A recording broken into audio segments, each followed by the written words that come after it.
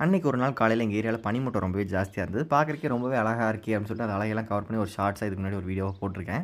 So அத பார்க்க நினைச்சீங்கன்னா அத போய் பாருங்க. அப்போ வந்து ஒரு ஸ்பார்க் அடிச்சது. என்ன ஸ்பார்க்ன்னு பார்த்தீங்கன்னா, இந்த எலக்ட்ரிக் ஸ்பார்க் வந்தது.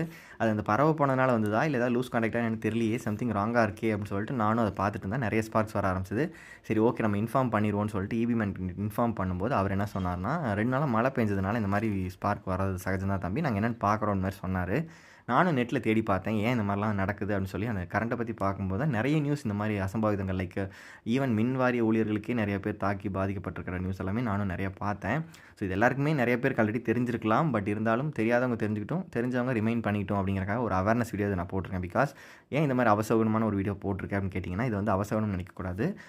அந்த பக்கம் போகாத அங்க ஒரு ஆபத்து இருக்கு அப்படின்னு சொல்லி ஒருத்தர் சொல்றாங்கன்னா, பட்டவங்க சொல்றாங்க. அதிலிருந்து நம்ம பாடம் கத்துக்கிட்டு நம்மளோட குழந்தைங்க, நம்ம சுத்தி இருக்கிறவங்கள எல்லாம் பாதுகாப்பா வச்சுக்கணுங்கிறதுக்காக தான்.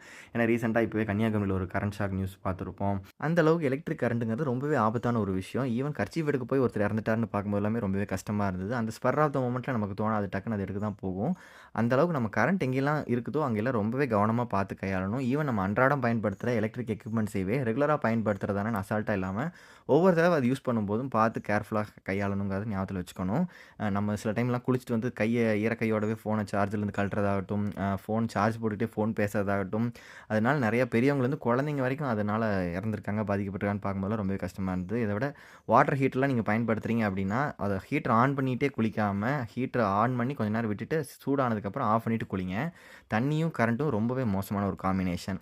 ஸோ இது எல்லாமே குழந்தைங்களுக்கும் சொல்லி வளர்த்தணும். பிகாஸ் குழந்தைகள் நெறைய பேர் இது மாரிலாம் இறக்குறாங்கப்பா அப்படின்னு நியூஸ் பார்க்கும்போது ரொம்பவே கஷ்டமா இருந்தது. ஸோ அதனால இந்த என்ன சொல்றது, இந்த வீடியோ எதுக்கு அப்படின்னு கேட்டிங்கன்னா, road accident awareness, cancer awareness இந்த மாரி ஒவ்வொரு நாள் வச்சு அந்த அன்னைக்கு தான் அத பத்தி பேசணும்னு கிடையாது. பிகாஸ் கரண்ட்டுங்கிறது அன்றாடம் எல்லாரும் பயன்படுத்தக்கூடிய ஒரு விஷயம். அது இல்லாம வாழவே முடியாதுங்கிற அளவுக்கு இப்ப நம்ம ஆயிட்டோம். ஸோ அதனால அத பார்த்து கையாளணும்னு ஒரு ரிமைண்டர் எனக்கும், உங்க எல்லாருக்கும் சொல்லணும்னு நெனச்சேன். அவ்வளோதான். ஸோ இந்த வீடியோ யாருக்காவது ஒருத்தருக்காவது பயனுள்ளதா இருக்கும்னு நம்பிக்கையோட இந்த வீடியோ முடிச்சுக்கிறேன். இந்த வீடியோ உங்களுக்கு பிடிச்சிருந்தா சப்ஸ்கிரைப் பண்ணி சப்போர்ட் பண்ணுங்க. எல்லாரும் நல்லதே செய்வோம். நல்லா இருப்போம். நன்றி.